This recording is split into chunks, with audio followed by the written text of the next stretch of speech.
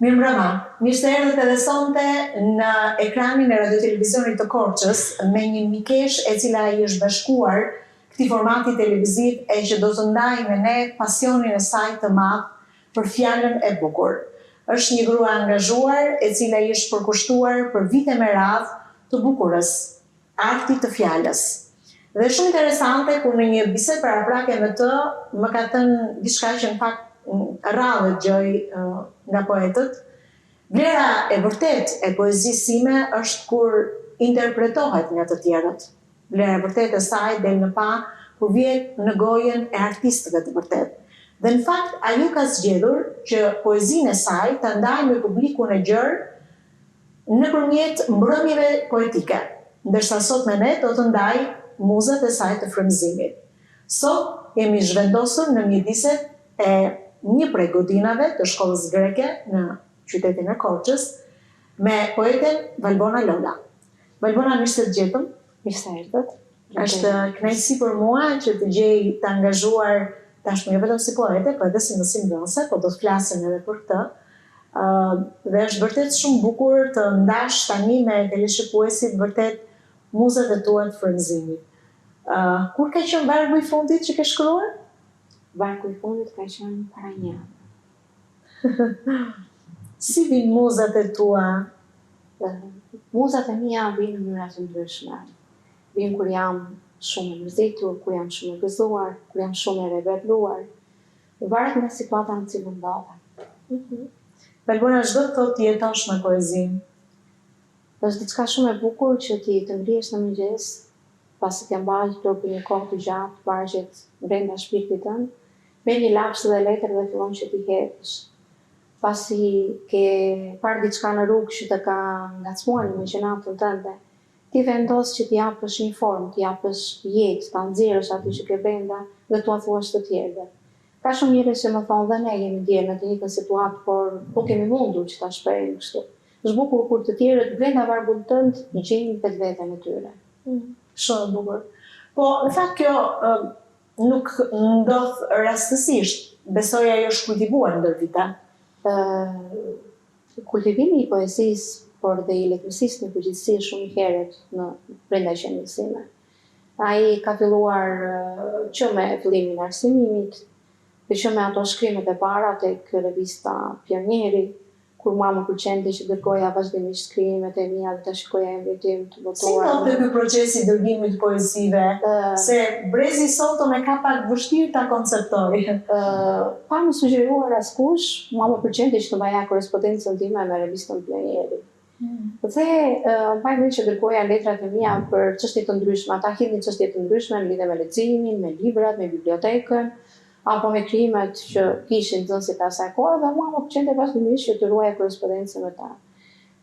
Ashtu tepër pastaj, kur ajo letra ime kurorëzoi ose finalizoi me një votim të asaj çfarë kisha shkruar unë dhe gëzohesha shumë. Ishte fitore e madhe për atë kohë, për mua. E njëjta gjë ndodhte edhe në ato vite? Pra çdo gjë që ti e shihje kisha të syrin tënd të formën që mund të them që kam sot, por syrin vëzhgues e kam pasur gjithmonë. Për shembull, shkoja mbaj mend në bibliotekë diku rreth moshës 10 vjeçare. Mbaj mend pa më sugjeruar askush lexoja Eskilin, Aristofanin, Euripidin, pra klasikët grek. Më pëlqenin shumë dhe çuditesha nga magjia e klasikëve grek dhe doja vazhdimisht të mësoja. Në moshën 12 vjeçare më pas herë të parë kam lexuar Shakespearein dhe Balzacun, edhe sot i mbaj mend që vargjet e famshme të Hamletit, kjo botus thur, po prapësi o dreq, i kisha kthyer në një manifest të brendshëm të jetës sime. Dhe në atë kohë më dukej vetë vërtet sikur kisha lindur për të ndryshuar botën.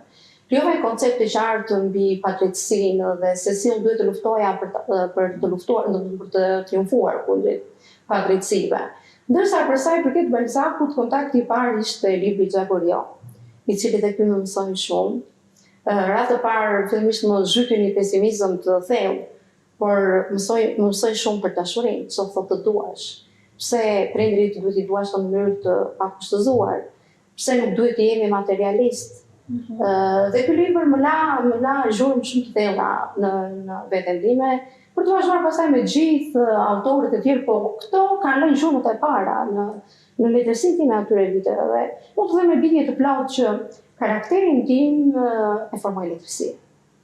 Librat më pas, unë mërgova një moshë të herët në Greqi, aty pata fatin e mirë që të bie në kontakt me libra të ndryshëm, e kam mësuar vetë dhe gjuhën greke, mbaj mend që nuk mezi siguronim dhe një fjalor, sepse në atë kohë nuk kishte, e kam lexuar vetë duke marrë një libër dhe duke përkthyer fjalë për fjalë të shkruaj dhe të lexoj gjuhën greke. Dhe kur jam kthyer kam sjellë në Shqipëri një pasuri shumë të madhe, qindra libra, të cilat i kisha lexuar gjatë periudhës që ndodhesha në Greqi. Dhe prandaj e them që kjo letërsia atyre viteve akumuloi gjithë këtë pasionin për të shkruar, dhe më pas u kthyen këta libra që erdhën shpejt e shpejt rodhën, aq shpejt sa nuk e kisha menduar që brenda një kohe të shkurtër me të vërtetë unë do shkruaj një numër të madh librash. Poezish, kryesisht poezish.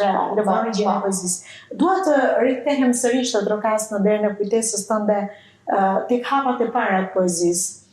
Shpeshherë ato janë një themel i fortë për të ngritur pastaj e për ta kultivuar pasionin tënd, gati për ta kthyer ndoshta jo në profesion, po tani ato ecin paralel me njëra tjetrën. E mban mend për çfarë tematika mund të shkruajë një fëmijë 10 vjeç? Për çfarë vargje, për çfarë kujt mund t'i thurë vargje në moshën 10 vjeçare? Idhullimi i asaj periudhe ka qenë mësuesja ime e ciklit fillor. Nga klasën e parë, shkruaj si model në shumë drejtime, si mësuese, pra si mësuese, si grua, si njeri i cili prezantonte më të mirën tek ne. Dhe mbaj mend që vargjet e para i kushtoheshin asaj, sepse ajo me të vërtetë, unë mbaj dhe sot relata shumë të mira. Ajo ka qenë dhe në mbrëmjet e mia poetike, megjithëse është një moshë të thyer. Madje herën e fundit më i thashë nuk dua të mungosh dhe më tha një fjalë shumë të bukur që më bëri shumë përshtypje, sa të kem jetë do të ndjek gjithmonë. Dhe është një gjë shumë e madhe që një mësuese në moshë të thyer të thotë do të ndjek gjithmonë. Më bën përshtypje shumë fjalët dhe më emocionuan fjalët e saj. Ishte shumë prekëse. E bukur kjo. Po, ndërkohë ju keni pasur se sigurisht largimi nga vendi dhe të shkosh të jetosh në një vend kryesisht pa njohur, sigurisht që fillon legjurm, deri diku mund të ndikojë edhe në ndryshimin e personalitetit të individit. Si ka ndikuar largimi nga vendlindja? Duke pasur parasysh që të paktën brezi ynë ishte një brez i cili nuk u rit me privilegjet që kanë brezat sot. Më tepër në arritën sfidat se sa privilegje. Sigurisht që nuk ka qenë një kohë e lehtë, përkundrazi. Nëse do të bëj një eksperiment me brezat e sotëm për të parë dhe për të riprovuar se si të ndjetonin, unë jam shumë kurioztare për të parë se si do të ndjetonin. Por ne ishim njerëz që e merrin jetën ashtu siç na thinte, me sfidat e saj. Ndoshta kjo na pritet më të fortë. Ndaj dhe fituam këtë karakter që kemi dhe sot. Nuk presim asgjë nga askush. Përpiqemi vetë ta fitojmë, përpiqemi vetë të ecim përpara. E nisëm gaja dhe vazhdimisht kërkojmë që të ecim përpara. Pra pritshmëritë tona nuk kanë qenë nga të tjerët, kanë qenë vetëm nga vetja. Dhe kjo ndikoi shumë pastaj tek ne, në çdo gjë, në shumë drejtime. Po në krijimtarinë tënde si ndikoi largimi nga vendlindja? Në krijimtarinë time largimi nuk ishte i lehtë, të largohesh një moshë të vogël nga vendlindja. Atë periudhë mundesh që të lija edhe shkollën dhe për ta vazhduar, për të ardhur dhe për ta vazhduar, ka qenë një periudhë me të vërtetë shumë e madhe sakrifice. Por thash është si ai hekuri që farkëtohet pak nga pak kur është akoma i nxehtë dhe bëhet më i fortë. Ndoshta ajo periudhë heshtje, sepse ishte një periudhë heshtje, unë nuk shkrova atë periudhë. U kthye një akumulim shumë të madh për të shprehur të gjitha ndjesitë e mia dhe për të kuptuar se çfarë është mërgimi, sidomos nga plaga jonë e përjetshme, mund të them, që largohemi dhe ngelemi gjithmonë me një çantë në dorë, të ikim sot, të kthehemi nesër, të rikim përsëri. Dhe prandaj ngelet me të vërtetë një nga gjurmët më të thella në formimin e karakterit tim. Dhe pas gjithë të akumulimi, në momentin që vendosët të i bëni publike poezitë tuaja, kujt ja besuat? Se nuk është edhe ka që thjesht t'i besosh ndjenjat e tua dikujt, t'ja lësh në dorë? Fillimisht, poezitë e mia të para, pasi i mblodha, i kam besuar poetit të madh Skënderusit. Mbaj mend që ai në atë kohë ishte drejtori i bibliotekës së qytetit, dhe kam shkuar kështu me atë ndjesinë e hajt po shkojmë të tregoj ç'mendim do më jap. Si do më pres? Dhe si do më pres, nuk e njihja si njerënjë, vetëm si poet. Jam mahnitur nga madhështia që shihte ky poet brenda vetes, nga thjeshtësia, dhe pasi i lexoj, përgjigjja ishte, sa kishte nxjerr botimin e radhës Tikluaja Mëkatare, më mend si tani, dhe përgjigjja ishte një dedikim në faqen e parë Bonës, poetes Sarq.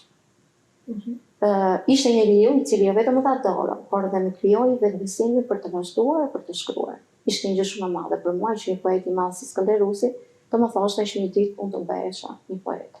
Bona, ti u drejtove direkt tek një poet, a kishe guzuar më parë t'ja besoje dikujt tjetër, qoftë edhe për ta lexuar një herë, një mësuesi, se ndonjëherë fëmijët stepen tek prindrit nuk është se kanë dhe kaq shumë besim, presin në një kritik, po ndonjëherë kur jemi sidomos në gjimnazistët, ja besojnë poezitë kryesisht mësuesve të letërsisë. E kishe hedhur përpara se të shkoje te poeti Skënderusi këta?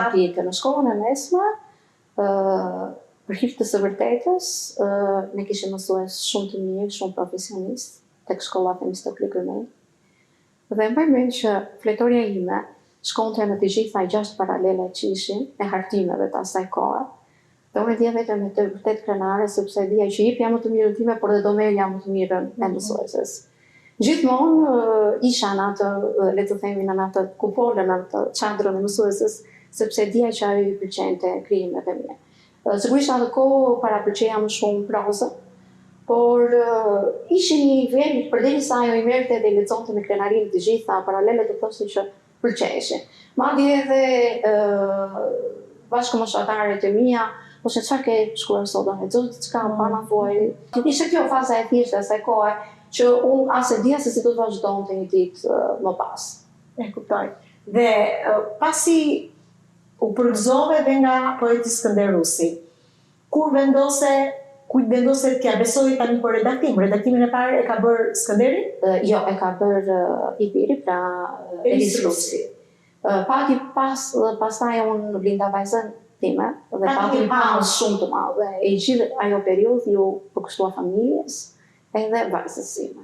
Kur ajo u rrit më pas, dhe një takim të rastësishëm me Elis Rusi, e dija që ai ishte edhe redaktor, i kërkova që t'ja tregoja poezitë e mia, sepse ishin 82 poezitë e para që Masi kishe marrë okej nga gati. Po, masi ishin, dhe broshura e parë më kishte humbur, kisha broshurën e dy gati për botim, dhe e them, t'ja tregoj një herë, isha shkëputur në të për një kohë të gjatë.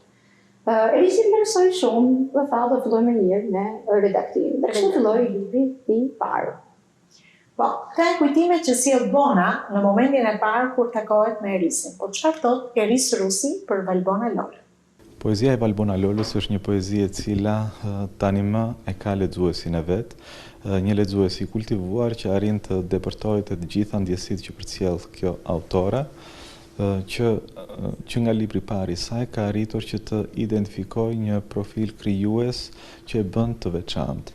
Ajo arrin të përcjellë të gjitha ato që janë melankolitë e shpirtit, shqetësimet e kohës, dhe njëherësh përcjell edhe një ndjesi të ngritur artistikisht për një jetë e cila duhet të ndjek atë që është shëmbëltyra e artit. Dhe arti gjithmonë arrin të frymojë dhe të depërtojë tek ato që janë edhe ndërimet e njerëzve në ditët më të vështira. Unë kam pasur kënaqësinë të bashkëpunoj me poeten Valbona Lola që nga libri i parë i saj, duke qenë njëherësh edhe redaktori i atij libri dhe i librave pasues, dhe ka qenë një dëshirë e saj për të futur në botën e letërsisë, por nga poezi dhe tekste të shkruara në kohë të ndryshme. Do të thotë që Valbona ka jetuar me poezinë brenda vetes shumë kohë para se të dilte vëllimi i saj i parë poetik. Tani më ajo është një poete afirmuar, poezia e saj ka arritur të ngjitet 3 herë atë që është salla më e bukur për krijuesit, teatri Andonza Koçajupi, duke përcjell emocione që edhe autorët përmes interpretimit të poezive të Valbonës din t'ju japin poezive, dhe kam besimin që përmes një krimtarie të tillë Valbona do vijojë të kënaqë ato që janë jo vetëm dëshirat, po edhe ndjesitë të mirës edhe të së bukurës që lexuesit duhet të kenë brenda vetes. Suksese dhe krimtari të pashtershme Valbona. Është shumë e bukur që është vlerësimi në profesorit Rusi. Bashkëpunimi ka qenë diçka shumë e bukur dhe shumë e veçantë, sepse është bukur kur dikush që merret me letërsinë, që është rritur një familje që e vlerëson shumë poezinë, arrin të vlerësojë dhe poezinë tjetër. Dhe pa diskutim që është njeriu i duhur për t'i dësuar. Njeriu i duhur. Në fakt janë 7 vëllime me poezi: Kristali shpirti, monologu i një gjetheje, vetmi vjeshte, alfabeti i dhimbjes, në gjurmët e një gruaje dhe fajet e zemrës që është në proces. Është në proces. Tematikat të cilat ke zgjedhur për t'i sjellë në vargje. Tematikat kanë qenë gjithmonë të ndryshme. Nëse i referohemi librit të fundit, për shembull, fajet e zemrës, tematika kryesore që kam zgjedhur dhe që e pashë piloti shumë publikun, Korçar, në sallën e teatrit, ishte nëna. Ishte nëna me të gjitha dimensionet e saj. Ne jemi vetë nëna, por është ndryshe kur ti flet për nënën tënde, për nënën e dikujt tjetër. Aty nuk ishte vetëm nëna ime, ishin të gjitha nënat. Nënat me peshën e tyre të madhe që kanë mbajtur mbi vite, nënat me sakrificë, nënat me lotjen e tyre, nënat me merakun e tyre. Nëna në qiell, nëna në tokë, nëna i gjallë, nëna i vdekur. Dhe pash që shumica lotonin sepse i gjenin veten e tyre. E kush nuk do të lotej për nënën e tij, me disa vargje të ndjera nga shpirti. Në vërtet. Dhe në fakt unë kam pasur mundësi të dëgjoj disa poezi të interpretuara sigurisht në shumë profesionalizëm nga aktorët jo vetëm të teatrit të Korçës, po dhe të teatrit kombëtar. Dhe mes tyre sigurisht kam identifikuar edhe temën e nënës. Poezitë të tjera, përveç tematikës së nënës, poezitë e tjera janë të bazuara në përvoja personale? Jo të gjitha. Mund të them që shumica e lirikave të dashurisë sigurisht janë të personalizuara ose të mbështetura në përvojën time personale. Por shumica kanë atë rolin e vëzhguesit që ju e thatë dhe që në fillim unë kaloj në rrugë dhe më ngacmon çdo gjë, njëri i cili i varfër kërkon diçka për të bjetuar, njëri i cili flet me vete për shkak të hallave të tij, njëri i cili reflekton sepse askush nuk e mbron apo nuk ka një politikë sociale që t'i vihet këtij njeriu dhe ta mbrojë ose t'i sigurojë diçka më shumë. Dhe më gjitha këto mbras. Ose qoftë edhe një njeri i cili nuk ka veshur në këmbë këpucët e tij të dukura. Për shembull përsëri tek mbrëmja ime e fundit poetike ishte poezia Këpucët pa numër. Kështuar një njeriu real i cili kur nuk e kam parë të veshur me këpucët e tij eksakte këtë këmbë. Dhe unë mendoj që kjo është tragjedia më e madhe që mund të kemi. Ndoshta nuk mund të bëj shumë për këta njerëz, por e vetmja gjë që mund të bëj është që t'i përjetësoj kështu kaq bukur në vargje, dhe që pastaj ne si shoqëri të bëjmë më shumë për t'u ardhur në ndjenjë këtyre njerëzve. Kuptoj. Ndërkohë nuk mungojnë edhe poezi për babain. Si përshkruani dashurinë prindërore në përgjithësinë krimet tuaja? Unë kam patur fatin shumë të madh në atë vite me një familje me shumë dashuri. Një familje që fal Zotit kam akoma gjallë 2 prindrit e mi, që janë buroja dhe 2 engjëjt e mi mbrojtës, dhe 2 motrat e mia.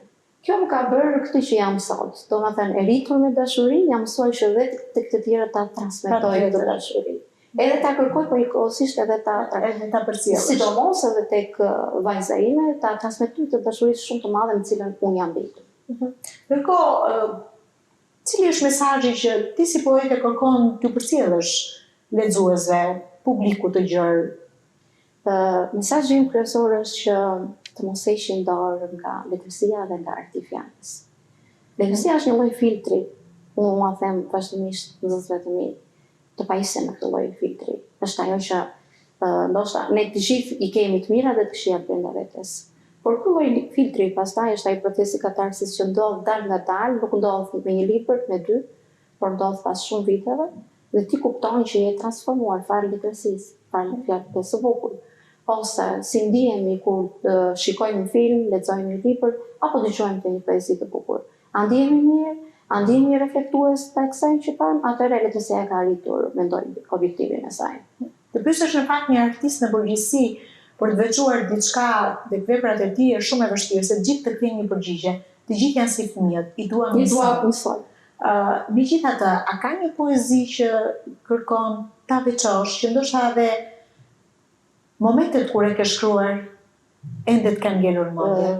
Poezitë që i kam kushtuar prindërve, nënës dhe sidomos vajzës sime, momentit kur ajo u largua për studime dhe më duhej ta përjetoja dhe ta përballoja këtë ndarje, sigurisht që kam përjetuar shumë keq. Shpesh letësit e më pyesin, po ti bona, qa ndonjëherë kur se ne qajmë në poezitë e tua, po ti vetë. Të them të drejtën nuk e kam shprehur ndonjëherë, por po e shpreh sot që unë qaj shumë herë më shumë se sa ta kur i shkruaj. Dhe atëherë bindem që kjo është një poezi shumë e bukur dhe do trokazë zemrat e lexuesve, bindem. E kuptoj. Po kur shkruan, se i përmende je vetë nën, po kur kujton dhe të duhet të hedhësh në letër sakrificat e prindërve? Kur duhet të hedh në letër sakrificat e prindërve, për shembull, po e lidh me një poezi, Përsëri të mbrëmjes poetike të fundit, që pati një reagim shumë të fortë edhe nga Salla ishte ata të dy nuk e panë kur deti. Kjo poezi ishte kushtuar dy prindërve të mi, sakrificave që ata kanë bërë. Por njëkohësisht shumë pas që edhe aktoria që recitoi kishte të njëjtën situatë me mua, dhe më tha bona, unë do ta recitoj këtë poezi sepse dhe prindrit e mi e kanë parë kur deti. Dhe me të vërtetë unë ndiva shumë krenare që prindrit tanë nuk meritojnë vetëm një poezi. Ata meritojnë një përmendor. Mirë, sigurisht kjo bisedë do të ketë emocionet e veta.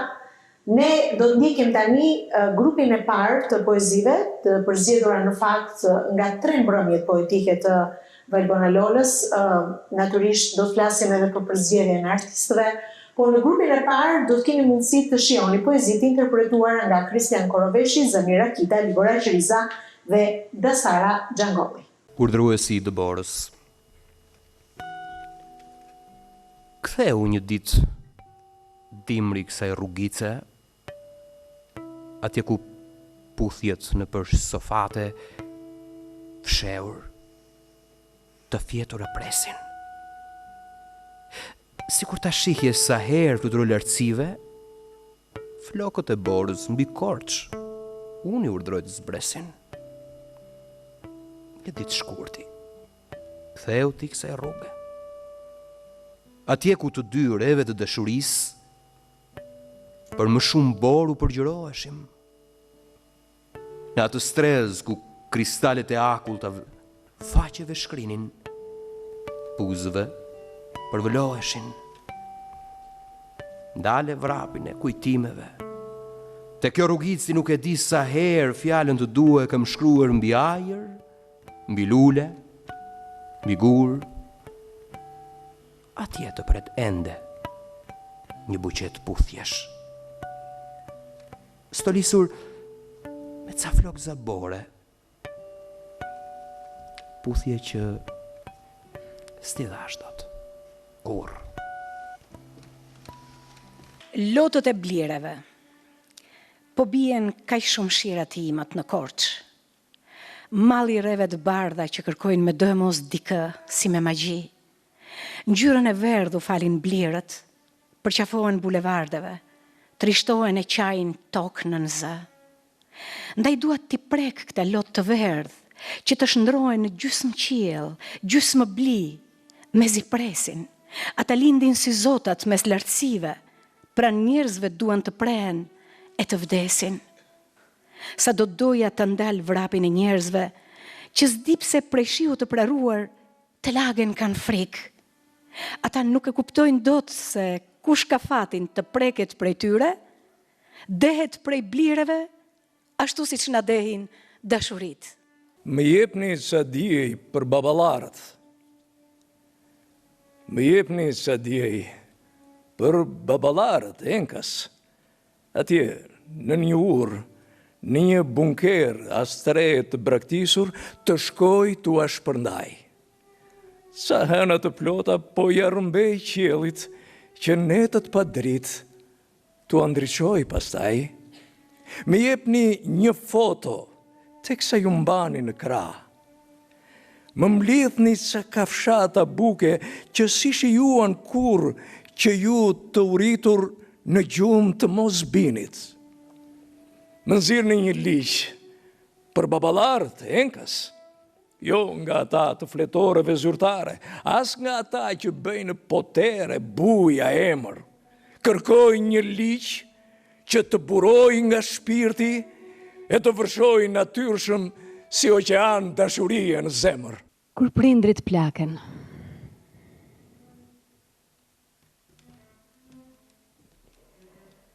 u plaken edhe prindrit. Tani të dy, në bastun të njëri tjetrit, janë zhndruar.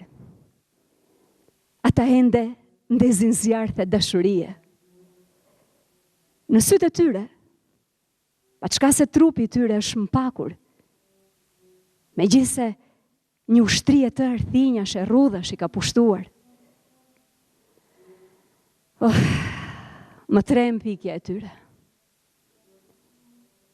Në eter, një ditë nuk e di pse Zoti kaq larg qiellin e pas ka ndërtuar.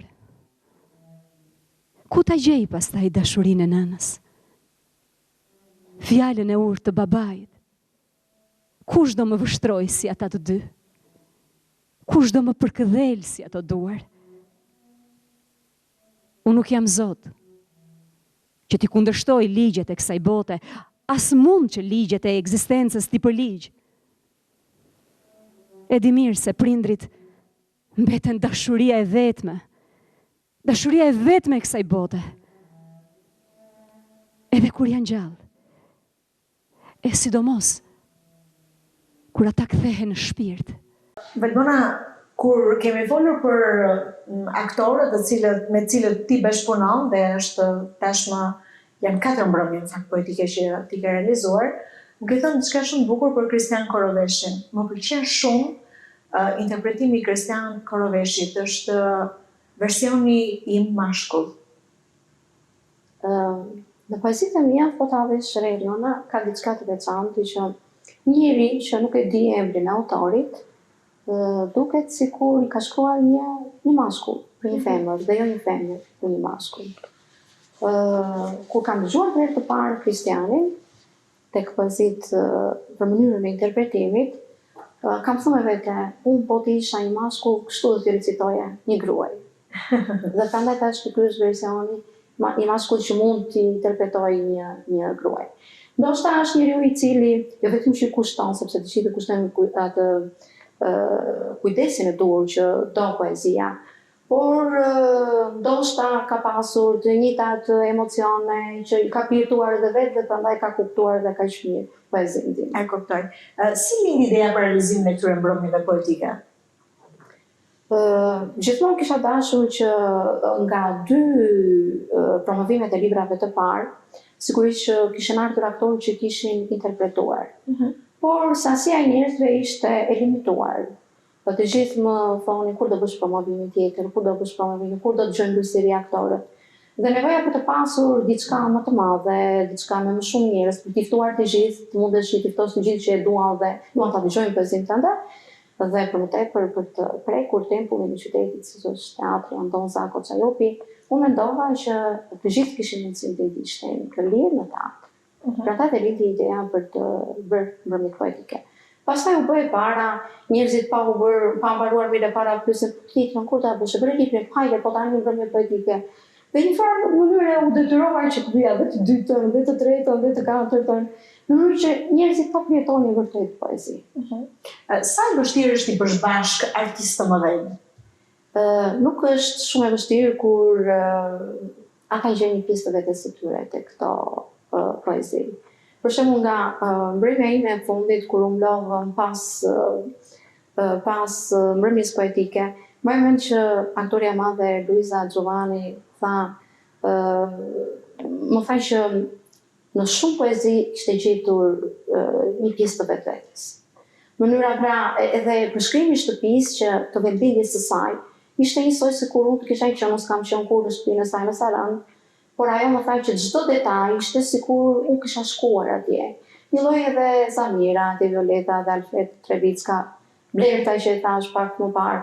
Do të thënë të gjithë aktorët gjejnë një pjesë dhe mua më duket sikur me të vërtetë i kanë vizituar këto vende ku kanë qenë ata dhe i kanë parë, ku edhe një realitet paralel dhe më pas i kanë përkthyer në letër ose në varg. Pra është e çuditshme angësia kur të tjerët gjejnë të njëjtin emocion ose vjetojnë të njëjtat ndjesi që ti ke pasur kur ke hedhur në letër. Po, ndërkohë nuk është e kaq e thjeshtë të organizosh mbrëmje të tilla, sepse kërkon një staf të tërë. Kërkon një staf të tërë, duhet mirë menduar skena, si do të realizohet, regjia që është marrë gjithmonë nga Blerta Beliu që jep më të mirën e saj, të zgjidhësh aktorët e duhur, të zgjidhësh poezitë e duhura që me të vërtetë do t'i pëlqejë dhe lexuesit, tematikat e duhura. Por gjithmonë mund të them që kam pasur një intuit të saktë për sa i përket poezive që kam ndarë dhe kujtja kam besuar se cilën tematikë të poezive. Që do thotë poezitë i përzitni ju. Po, ndarjen e poezive e bëni ju. Ka pasur ndonjëherë aktorë të cilët e kanë refuzuar në kuptimin e mirë të fjalës, në kuptimin që ndoshta në një poezi tjetër i përshtatet. Çuditërisht jo, Elona, çuditërisht jo. Se ajo goditja e saktë në shenjë që nuk kam zhgënjyer, jo vetëm që nuk kam thënë, por nuk kam zhgënjyer as kur e ka recituar që them, kjo poezi duhet dhe dikujt tjetër. Jo, kjo nuk më ka ndodhur. Fatmirësisht nuk ka ndodhur. Mirë, bashkëpunimi me Blertën tani ka disa vite, sepse sigurisht u bën disa mbrëmje poetike dhe natyrisht kërkon një angazhim serioz dhe të madh. Le të shohim se çfarë thot Blerta Belliu për këtë bashkëpunim me poeten Valbona Lola. Në fakt është një kënaqësi shumë e veçantë që unë të flas dhe të përmend një poete si Valbona Lola. Gjithmonë kujtoj takimin e parë me Valbonën, ku mbasi më dha librin e saj, jam impresionuar me poezitë, të them të vërtetën, sepse ajo në poezi, në çdo poezi të saj, ti shikon një histori, shikon një film, shikon një ngjarje dhe ajo di kaq bukur ta ngrerë një gjë që ne shikojmë për ditëshmën tonë në art. Vargjet e saj janë shumë bukura dhe unë dua të them jo vetëm si interpretuese e poezisë Valbonës, si aktore, por kam pasur kënaqësinë të punoj dhe për mbrëmjen e saj poetike, pra si të thuash, t'i vënë në skenë poezitë e saj. Dhe nuk ka qenë e lehtë, sepse Valbona nuk është një poete e lehtë që ti mund të bësh thjesht një dritë apo të ndezësh një qiri. Është më e thellë se kaq. Kështu që përveç se ka qenë e vështirë që unë të gjej një gjetje në mbrëmjet e saj poetike, që besoj jam përpjekur të bëj më të mirën për të, por ka qenë në të njëjtën kohë dhe shumë e lehtë, sepse ajo është një poete jo vetëm e mirë në penën e saj, por është dhe një njeri shumë e mirë, shumë i bardhë. Kështu që unë për eksperiencën me Valbonën ruaj kujtime shumë të mira dhe nëpërmjet RTS Korçës dua ta falenderoj për atë çka ajo na ka dhuruar dhe në të kohë dua t'i them të bëhet gati për mbrëmjen tjetër poetike. Surprizë shumë e veçantë nga Blerta. Blerta është një njeri me energji të jashtëzakonshme, një intuit të jashtëzakonshme dhe mbi të gjitha miqësit e duara që bën. Ta vendos, pra ta bëj gati shfaqjen, të vendos gjërat aty ku duhen, të rejnë për të qenë çdo gjë në kohën e duhur dhe atje ku duhet të jetë. Gjetjet e saj kanë qenë gjithmonë, domethënë edhe spektatori në sallë ka ngelur i mahnitur sa po futen nga mënyra se si kanë luftuar aq bukur skenën me gjetjet e saj të duhura dhe unë gjera se me të vërtet për ta falenderuar prezëmësisht Blertën për sot. Por nuk e dija që edhe ajo si gjithë të tjerët po bëhet gati për mbrëmjen tjetër. Mirë, edhe unë do të guxoj tani të sigurisht fakti që Valbona më ka dhënë librin për ta lexuar besoj nuk do t'i vi keq që unë të interpretoj një prej poezive të saj. Me kënaqësi. Flokët e tua. Prej flokëve të tua krijohet fllati i mëngjesit. Me butësinë e tyre krijoi petale trëndafili.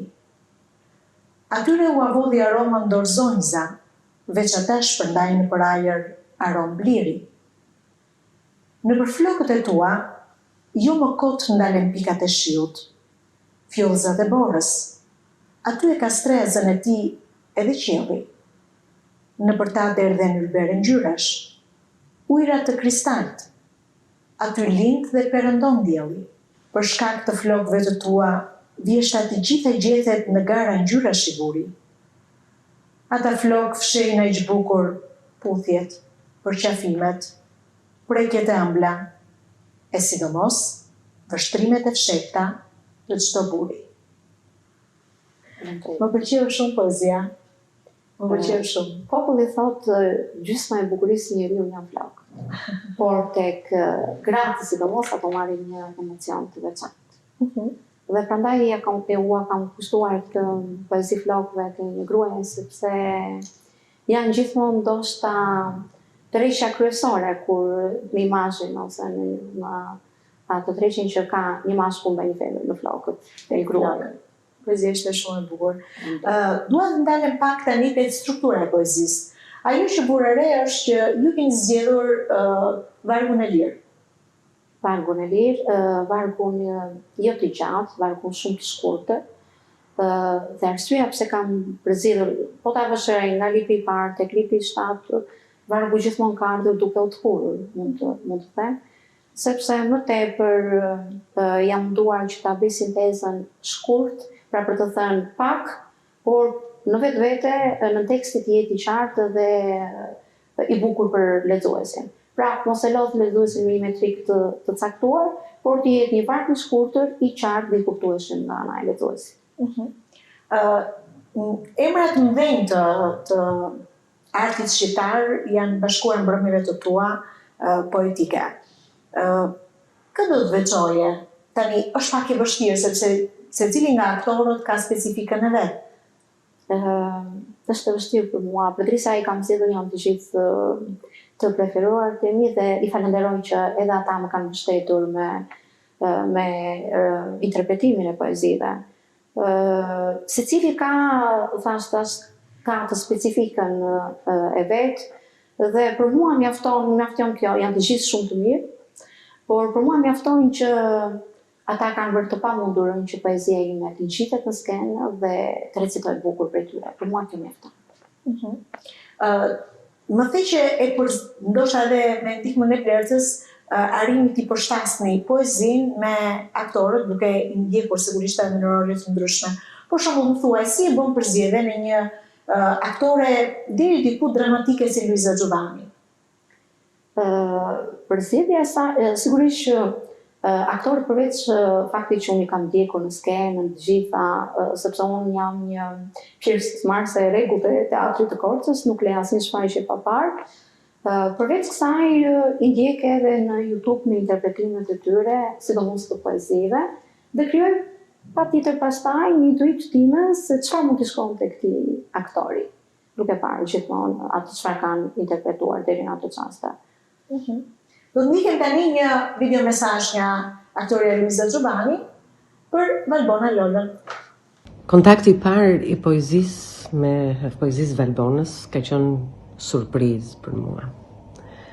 Është një poezi që i thur himne dashurisë, për dashurisë në të gjitha dimensionet, si vajzë, si grua, si nën, por edhe si qytetare përgjegjshme. Stili i poezive të saj është i thjesht, i sinqert, romantik, shpirtëror, aq sa ti kur e artikulon atë, duket sikur bëhet njësh me shpirtin tënd.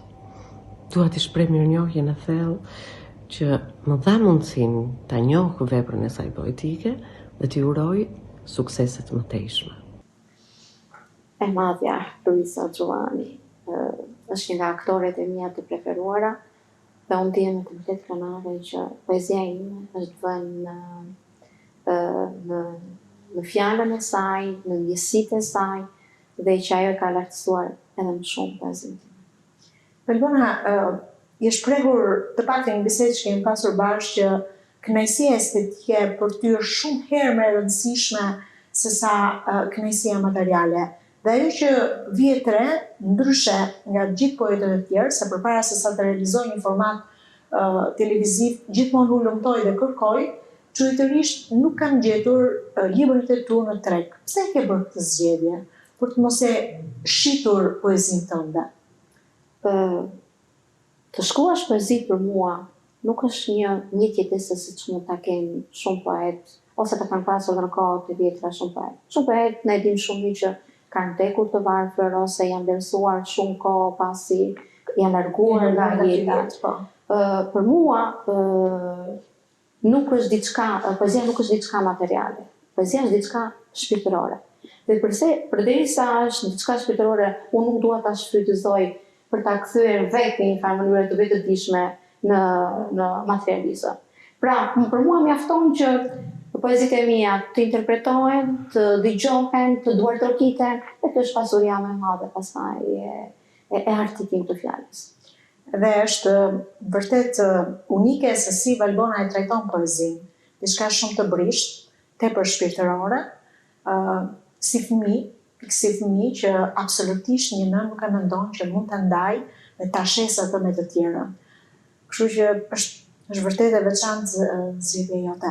Ne do të shohim tani bllokun e dytë të poezive nga një mbrëmje tjetër poetike e Valbonës, kësaj here ka bërë bashkë artistë të tjerë, aktorë të tjerë të mëdhenj, si Luiza Giovanni, Blerta Belliu, Alfred Tripicka dhe Violeta Tripicka. Të ndjekim.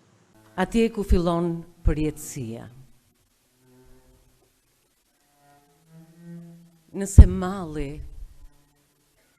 të fshfërin në shpirt si një gjethe vjeshte e te i lodhur, e tharë, eja, bjerë, veç në këtë rrugic, atje ku më the të dua, ku shkëmbyem puthjen e parë. E nëse loti të ka ngrirë në faqe si një flokës bore, e qiellin se bëndot të kaltër, si më parë, eja mbuloje këtë vend të shenjtë, ktheje në një fortesë të kristalt, në një tempull të bardhë. E nëse jeta rinis nga fillimi me një tjetër Big Bang, lum, a det, pranver, a lule e parë, dije, sërish do takohemi tek ai vendi shndëruar në altar që na pret të japim sërish puthjen tonë të parë. Të lutem mos e këput trëndafilin e bardhë. Unë e di që tani do t'ja fshehësh dimrit të gjitha lulet. E vendin do t'ja lesh borës së parë. Fshi të gjitha. Veç të lutem.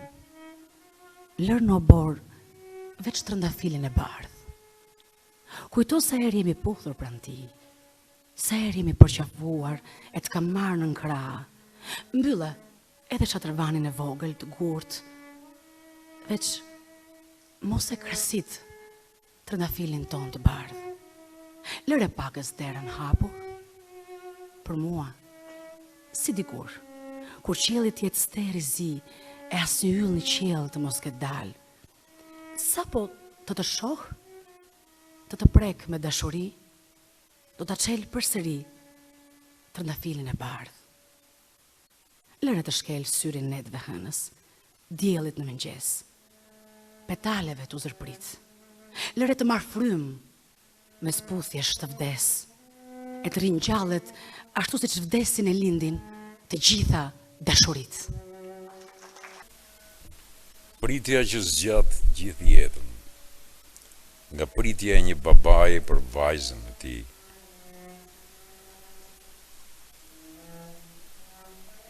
të pres me shiut e dëborës, të pres në çdo çast, në çdo stin, qoftë dimër apo pranverë. Me krahët e mi të mbaj ngrohtë, të mbështjell, dhe foleza jon, fluturim sa hape mbyll syt të qoj për herë. Të pres të dera e shkollës, të pres pas një provimi të vështirë, të pres në aeroport, me syt nga qielli, me mallin e tretur, me çadrën mbi krye në dorën e ngrirë. Të pres sa jam gjallë, sa ende e marr frymë. Për mua je vogla ime e paritur. Baballar dhe vajzave kanë më shumë se një zemër.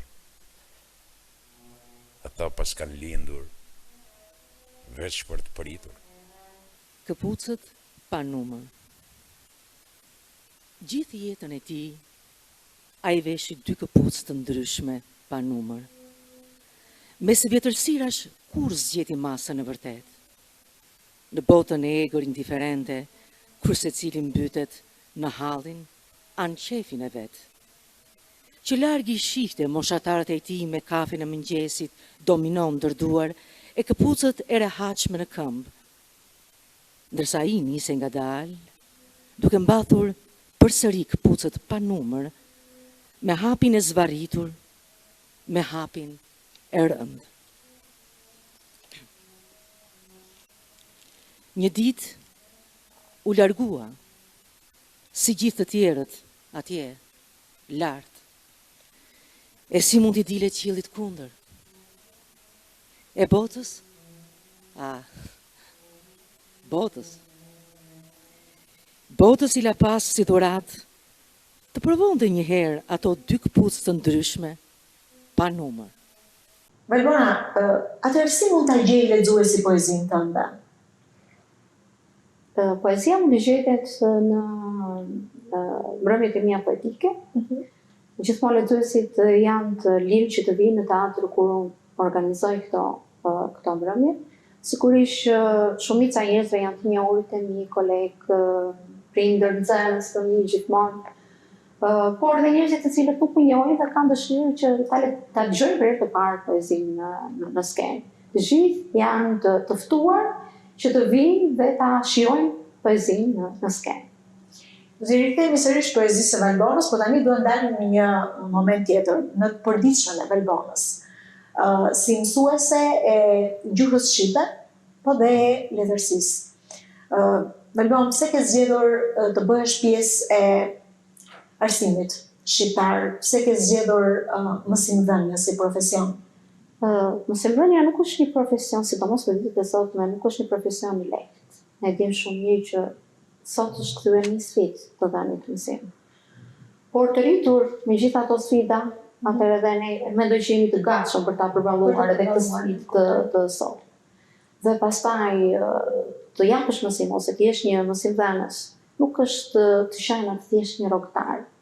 Ti je një njeri vizionar i cili ke në duar breza. Dhe nuk ka më bukur se sa ti t'japësh formën e ardhshme që do të ketë njeriu. Nuk ka më bukur se sa kur dësi të thotë faleminderit që më dhe një leksion jete. Nuk ka më bukur se sa kur ti e takon pas shumë vitesh dhe thotë fal teje, unë jam ky që jam sot. Bashkëpunimi me kolegët je ndryshe nga kolegët e tjerë, punon prej më tepër se 2 dekadash në një shkollë e cila sigurisht ka një profil pak të ndryshe nga shkollat e tjera dhe të duhet sigurisht që të kesh komunikim edhe me kolegë që nuk janë shqiptar. Për mua është nder, kënaqësi dhe përgjegjësi e veçantë që të jem drejtuese e kësaj shkolle. Sigurisht që nuk ka qenë diçka e lehtë, është diçka që është arritur me punë, me shumë ndim, me shumë përpjekje, me shumë sakrifica. Por nuk është e pamundur, sepse njeriu nuk ka një gjë në botë, mendoj unë që njeriu do dhe nuk e bën. Mund të them që kam, falë Zotit, kam një bashkëpunim të shkëlqyer, njerëz të cilët punojnë fort bashkë me mua, më kuptojnë dhe më të gjitha që punojnë shumë fort që shkolla të jetë në lartësinë e dur dhe të ecë gjithmonë përpara. Është shumë fat i madh që të kem në krah kolegë të cilët mësoj shumë, me cilët bashkëpunoj shumë mirë, më kuptojnë dhe i kuptojnë shumë mirë. Mirë, natyrisht që ne nuk ishim se si të të linjin pas edhe kolegët e Valbonës, me cilët ajo ka të lidhur të përditshme me saj, në një bisedë punës, aty ku ne edhe sot po realizojmë këtë intervistë. Dhe do të ndjekim 2 videomesazhe, pari nga nën drejtori i kësaj shkolle, zoti Temistokli Bambulla, dhe videomesazhi i dytë nga drejtori i përgjithshëm i shkollës, Athanasios Agorastis. Jam në pozitat e privilegjuara që të flas në lidhje me poeten e mirënjohur, të cilën kam pasur nderin ta kem kolege dhe mikesh në të njëjtën kohë, pasi marrëdhënia jonë e punës ka qenë e tillë e cila të i kalon thjesht marrëdhënien zyrtare të kolegëve, por ka lindur një miqësi e cila ekziston për vite. Është një person i cili prezenca e saj, në gjithë mënyra se si sillet, se si komunikon, të frymëzojnë. Ashtu siç na frymëzon dhe poezia e saj, ajo karakterizohet nga një thjeshtësi dhe modesti e paimagjinueshme, një përullësi e cila është për tu admiruar, pasi nga aspekti profesional ajo është e shkëlqyer, në aspektin e krijimtarisë së saj poetike, letërsisë, po ashtu është e shkëlqyer. Është e përkushtuar vazhdimisht në punën e saj, gjatë gjithë viteve, edhe në maksimumin e saj, ka arritje të shkëlqyera, dhe si mësuese në gjuhë letërsi, por dhe si drejtuese didaktike e shkollës Omiros, është një nga njerëzit cila ka pasur ndikim shumë të madh dhe tek nxënësit. Gjithmonë më impresionon me qetësinë e saj, përballëmin e situatave. Gjithmonë më impresionon aftësia e saj, dëshira për të qenë të gjitha korrekte. Ajo është një zonjë e cila idealet e saj të larta dhe parimet në lidhje me familjen, adell, dashurinë, kujtesën, familjen, të gjitha këto i ndërthur shumë bukur në jetën e saj të përditshme, po dhe në poezi. Ka një gjuhë poetike të admirueshme, e cila këdo akoma dhe mua që nuk është se kam shumë aftësi për të dalluar poezinë e mirë ose të thellë, si të thuash, por megjithatë, kisha fjalën që dhe akoma dhe njerëzit e thjeshtë mund të lexojnë poezinë e saj dhe të frymëzohen, pasi është e shkruar shumë bukur dhe plot emocione, plot mesazhe, të cilat janë transkohore, përkasin gjitha kohërave, dhe secili nga ne është mirë që ta ketë si një mjet frymëzimi poezinë e saj, librat e saj. Ja vlen çdo kush nga ne të ketë në bibliotekë dhe t'i lexojë her pas here. Valbona kaq shumë i ka dhënë nëpërmjet poezive të saj, dhe të gjitha këtyre parimeve të larta, të cilat frymëzojnë në punën e saj dhe janë pjesë e karakterit të saj të veçantë. Është një privilegj të bashkëpunosh me Valbonën, sepse është një shpirt i madh, nga i cili rezatimi që marrim na bën të gjithëve më të mirë, si të thuash. Na ndihmon jashtëzakonisht shumë. Βαλμπόνα γνωριζόμαστε 3 χρόνια περίπου. Από την αρχή ένιωσα ένα σεβασμό απέναντί της και μια εκτίμηση για το έργο της ως δασκάλα. Τον τελευταίο χρόνο συνεργαζόμαστε στη διεύθυνση του σχολείου. Μια συνεργασία που βασίζεται στον αμοιβαίο σεβασμό. Me Valbonën njihemi prej 3 vitesh, që në fillim kam ndier respekt dhe vlerësim për të, si për njeriun, ashtu edhe për punën e saj si mësuese. Gjatë vitit të fundit kemi bashkëpunuar në drejtimin e shkollës, një bashkëpunim që mbështetet në respekt të ndërsjellë dhe mirëkuptim. Nëse do të më duhej ta përshkruaja Valbonën me 3 fjalë, do të thosha: punëtore, e duruar dhe me dëshirë për përsosmëri. është kënaqësi të bashkëpunosh me të, sepse qetësia e saj transmetohet natyrshëm edhe tek të tjerët. E kam parë shpesh, sidomos në situata që kërkojnë përballje me çështje të ndryshme me nxënës, koleg apo prindër, duke ruajtur gjithmonë një qetësi dhe maturitet admirueshme. Ajo përpiqet gjithmonë të gjejë jo thjesht zgjidhje të mira, por zgjedhjet e duhura. Bashkëpunimi me të është vërtet një përvojë e bukur. Πάντα ψάχνει το τέλειο. Πραγματικά η συνεργασία μαζί της είναι πάρα πολύ ευχάριστη. Një tjetër përkushtim i yti, duket që një tjetër sfidë ke shtuar vetes, është punosh me talentet e reja. Ti zbulosh, ti përkrahësh, ti mbështetësh deri në fund. Edhe shumë bukur Jona që është një tjetër sfidë, përveç angazhimeve të shumta që kam gjithë ditën, por është diçka shumë e bukur kur ti shikon produktin e njeriut që të kërkojë ndihmë, por edhe dorën që i vure ti kur ka dalë diçka cilësore. Bashkëpunimi i fundit që pata ishte me një vajzë të re që dinte të shkërkonte nga vetë, ishte Leticia, e cila shkroi një roman me titullin e Humbura, dhe që punuam shumë fort për ta nxjerrë në kohën e dur, por që besoj se kemi bërë diçka shumë të bukur. Jemi lodhur shumë, por ja ka vlerëtur bara që të bëjmë diçka të bukur. Po, këtë gjithë thot edhe Leticia në fakt. Le ta ndjekim intervistën e Leticia Orgockës. Atë bashkëpunimi i parë imi me mësuese Valbon ka qenë si marrëdhënie nxënës dhe mësuese e kursi. E kam njojtur për vllajt tim sepse ai kryente kurse atje. Dhe ashtu filluam të kishim këto komunikime tona që shkonin për te marrëdhënies thjesht mësues dhe nxënës. Pra ishte më shumë si këshilluese për çdo lloj gjëje që u ndaja me të apo probleme të caktuara të ditës që unë tregoja ishte gjithmonë për të më dëgjuar aty. Valbona si mësimdhënëse, si u ta vlerësoje ti? Për mua lënda e gjuhës ka qenë gjithmonë pak e vështirë sepse gramatika e shqipes është e ngarkuar dhe kam pasur shumë të thjeshtë sepse mësuese Valbona më ka thjeshtuar gjërat edhe më ka ndihmuar me atë qetësinë e vet që ti përballoj gjithë ato probleme që unë kisha me këtë lëndë. Ti e prezantuar publikut vetëm pak javë më parë me romanin tënd të parë, të quajmë E Humbura. Ke vendosur t'ja besosh këtë roman për redaktim Valbona Lolës. E zgjodhe sepse ishte mësuesja jote, e njihje, apo nuk kisha alternativë tjetër? Unë isha e vetëdijshme vetëm për pasionin tim të shkrimit, por rrugën se si një roman duhet të zhvilloheshe, gjithë procesi se si ai do botoheshe, isha pak e paditur. Prandaj duke folur me një mikeshën time që kishte botuar librin përpara, më tha se kishte nevojë për një redaktore. Dhe kisha disa opsione mësuesesh në mendje, po e dija shumë mirë që te mësuese Valbona do gjeja jo vetëm atë pjesën e redaktores, por edhe një vend të ngrohtë që do më ndihmonte që këtë histori ta strukturonim bashkë, ta ngrinim kurbën e saj dhe t'ja dilnim ashtu siç ne bëm dhe dolim me suksese gjitha. Cilat ishin vështirësitë që hasët në një bashkëpunim? Kësaj herë e kishit bashkëpunëtor, themi, realizimin e një produkti që do t'i prezentoheshe me shumë përgjegjësi edhe publikut. Po, romani ishte shumë i vështirë për të ndërtuar sepse ishte mister.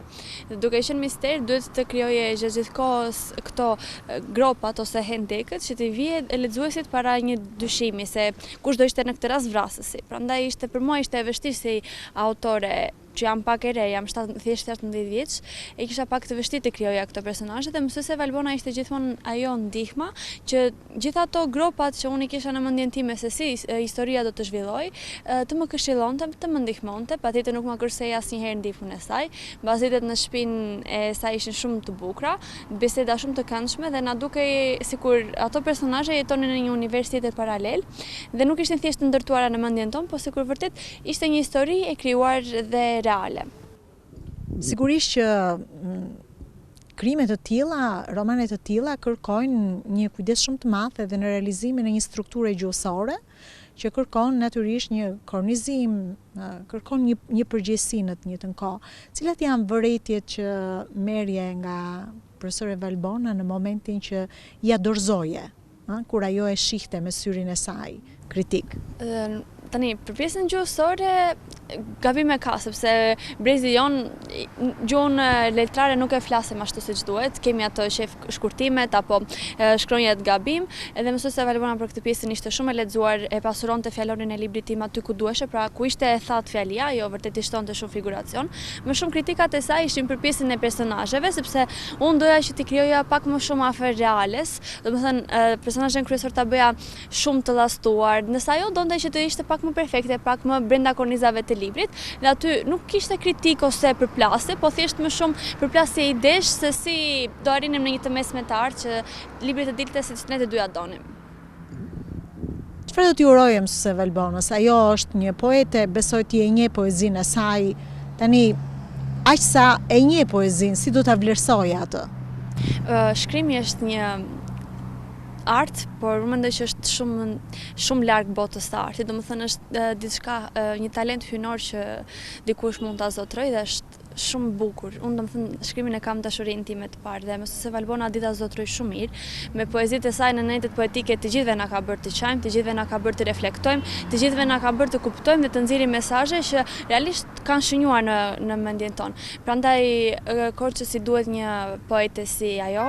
Jo vetëm Korçës, unë mendoj që poezitë e saj duhet të lexohen të gjithë ata që kanë fuqinë ta kuptojnë, fuqinë ta lexojnë poezinë, edhe në fakt njerëzit janë më të prirur të lexojnë romane sepse ju pëlqen më shumë historia, por mendoj që tek poezia gjen sa copëza të shpirtit të autorit që nuk mund t'i gjesh në asnjë lloj tregimi tjetër. Kështu që mësuese Bonës i uroj shumë sukses dhe dua që ta shoh sa më lart, dua që të vlerësohet shumë dhe dua që arti i saj të arrijë të gjithë ata lexuesit që e adhurojnë shkrimin apo dhe librat. Pas Leticias, tani besoj që Leticia pavarësisht moshës futet në atë grupin e miqve të tu. Patjetër. Ka miq të vërtet një poete? Një poete përpiqet që të mbaj miq të vërtet, por nga ana tjetër edhe miqt duhet ta bindin që janë miq të pritshëm dhe jo të përkohshëm. Është shumë e vështirë që unë të gjej një mik të zemrës dhe ta mbaj gjithë jetën, por kam pasur fatin e mirë që të paktën ata që kam njohur, nuk jam tip që i prish relatat me njerëzit, përkundrazi jam një tip që gjithmonë mundohem të rregulloj, jo të prish. Megjithatë, fatmirësisht kam thonë sot miqt e mi të zemrës. Si predominojnë të tyre?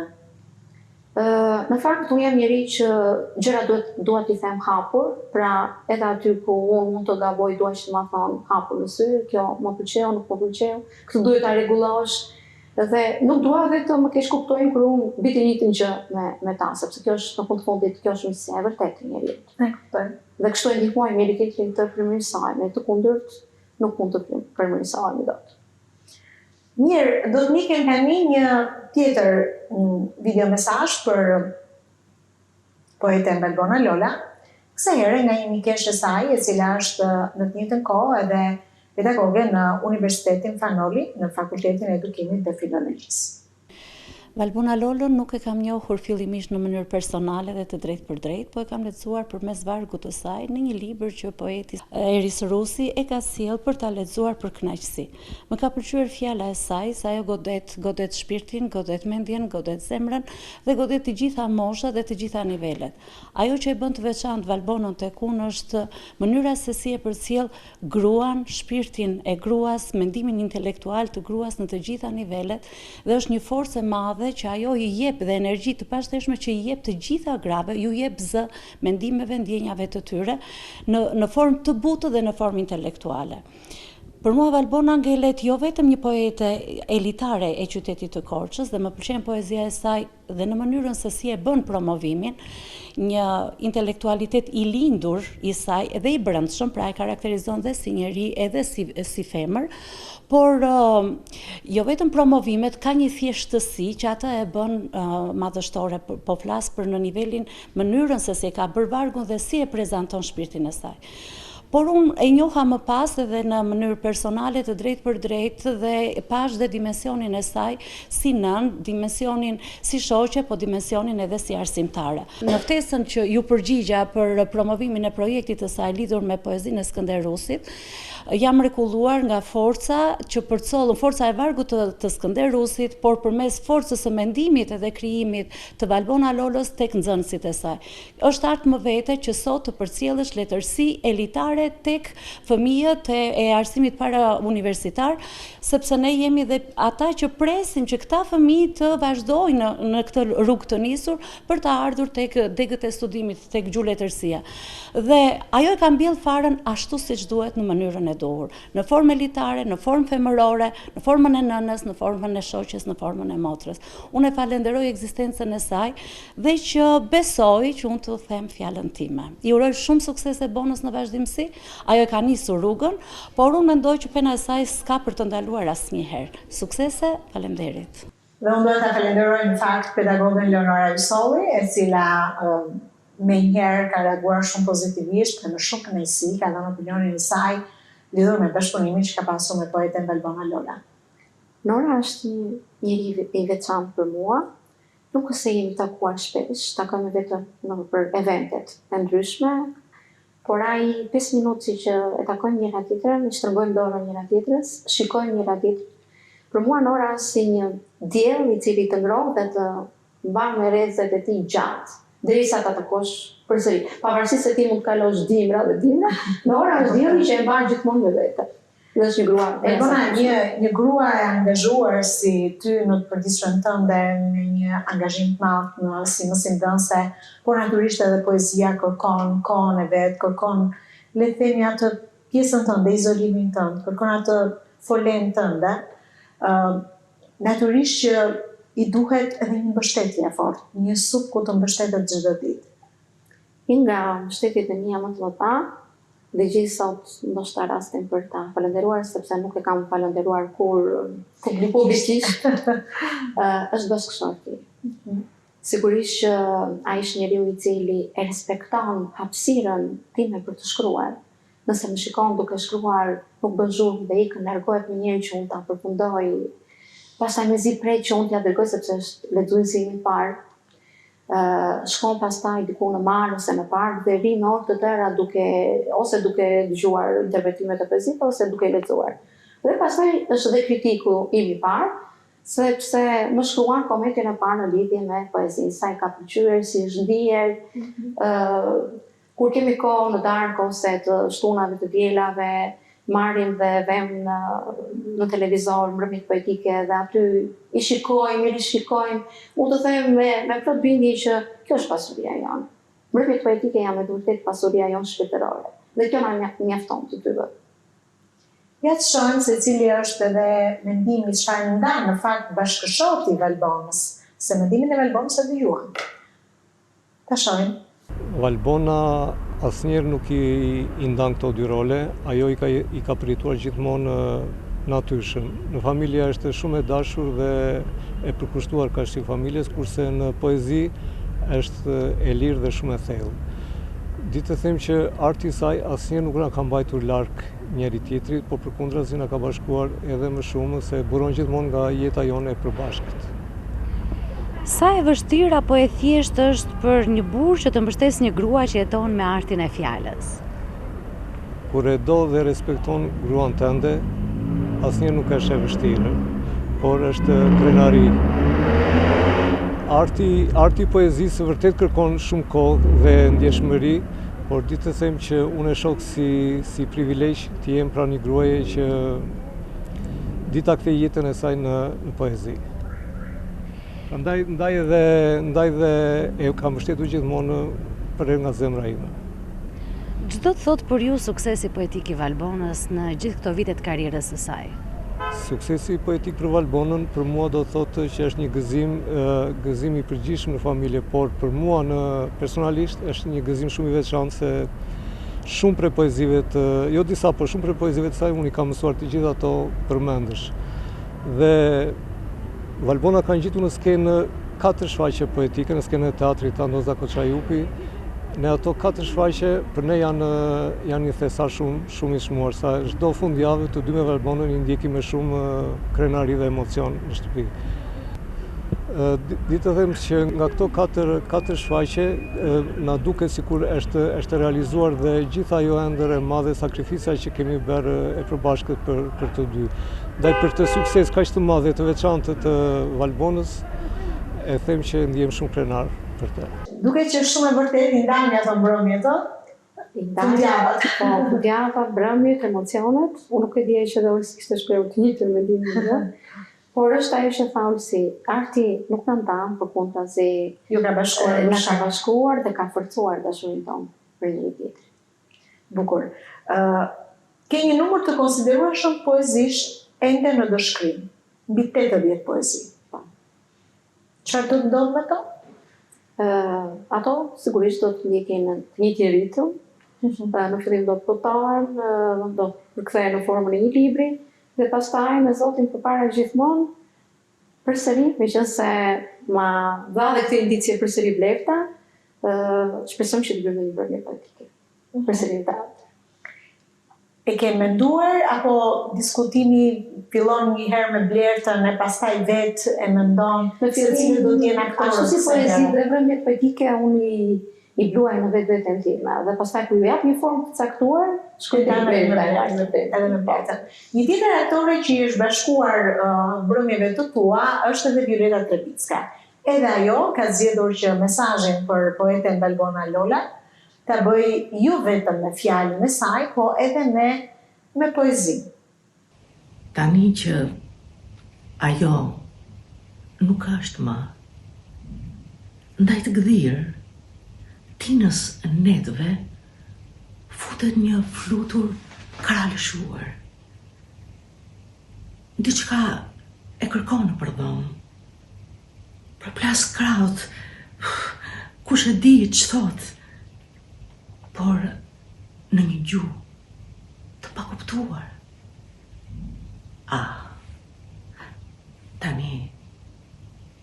Tani e di. Të gjitha yjet e janë ullur mbi prerin e saj. E di që ajo i ndron petkat për ditë, hervishet me rrobat e artat mëngjesit, e her me petkat e argjënta, si hanë. Këto janë disa vargje një nga poezit e Bonës. Ja pra, ky ishte momenti në cilën unë jam njohur për herë të parë me Bonën, nëpërmjet vargut saj. Bona i shkruante dashurisë për nënës, humbjen për nënën, mungesa e nënës, e cila si në këto vargje të vjen nëpërmjet një flutre brenda në shtëpi. Ajo është me ty, edhe kur ti nuk je. Bona e shkruan pritjes së një fëmije që ke larg, pritjes së një partneri që të jetë shok me ty, pritjes pa kufi të gjërave që duhen ndryshuar. I shkruan migrimit, i shkruan dhimbjes, i shkruan jetës. Nuk ka njoj më të bukur se të lidhesh me dikë nëpërmjet vargut poetik. E nëpërmjet këtij vargu unë njoha shpirtin e vërtet Bonës. Momentin kur vërtet u takova me Bonën, nuk kishte dallim me vargun, me poezin, me krimtarinë e saj. Ishte një Bonë e qeshur, një Bonë kaq e thjesht në dukje, dhe kaq e komplikuar me krimtarinë e saj që ja lexoja në sy. Bona gjithmonë fliste për mosimdhënien, për kohën e gjatë punës që bënte, dhe unë e shija edhe në vargun në të cilin ajo e shkruan. Dhe aty për herë të parë, domethënë mendova, o Zot, me njëri që ti njihesh për herë të parë nëpërmjet vargut të saj, dhe ti je sheh që ngjis kaq mirë në jetë. Shumë pak jam kontaktuar konkretisht me Bonën në eventet cilë ne kemi bërë për promovimin e krimtarisë saj, por jam njohur shumë thellë me të nëpërmjet krimtarisë saj. Nuk ka gjë më e bukur se sa të njohësh. Ne njetë njihemi nga ajo që bëjmë, jo nga ajo në cilën ne flasim, apo të tjerë të flasim për ne. E unë Bonën e njoha mjaft mirë përmjet krimtarisë saj.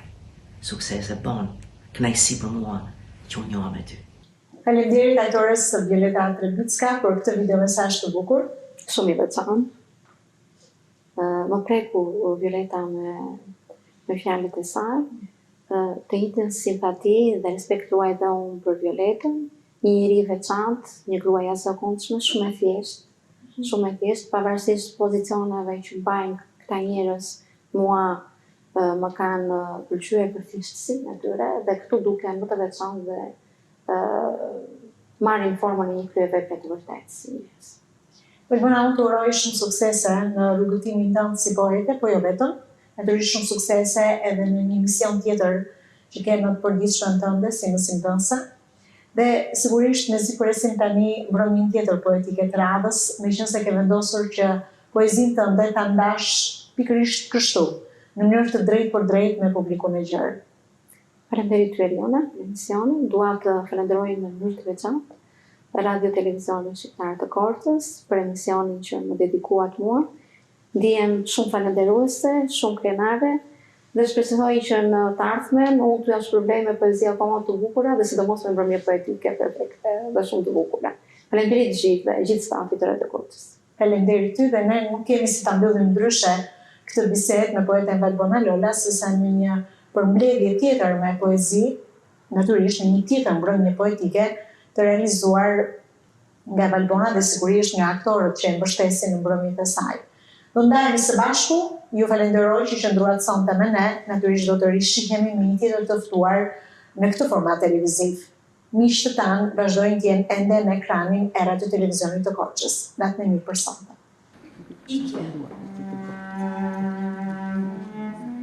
Ikja jote ndërvisht i qielli, si një flet cigare i ndroth. U derdhën asfalteve nga të mirat. Mbi to, aroma jote u ploth. Mbetur si në shpirti përhumbur. Një lapsa letër në zemër kërkoj. Ose të gdhënt aty për gjithmonë, ose duke të fshirë, të haroj. Po kur në mullirin e ndjenjave, ikjet edhe lamtomirat coptoj. Ato çuditërisht edhe të bluara, pikojnë fjalën, të dashuroj. Preka duart e një gruaje, ato si shin duar, petale në gjisnin, ndaj kishin diçka të pranverët, njëra toka, tjetra qielli ishin. Putha buzët e një gruaje, ato si shin buzë, si zjarë për volonin. Digjeshin nga brënda si vulkani, me lavë puthjesh më ndëshkonin. Hyra në zemrën e një gruaje. Atje kishte veç kristalet vërteta. Me dritën e tyre u verbova, ndaj rrugë për të dalë, nuk gjeta.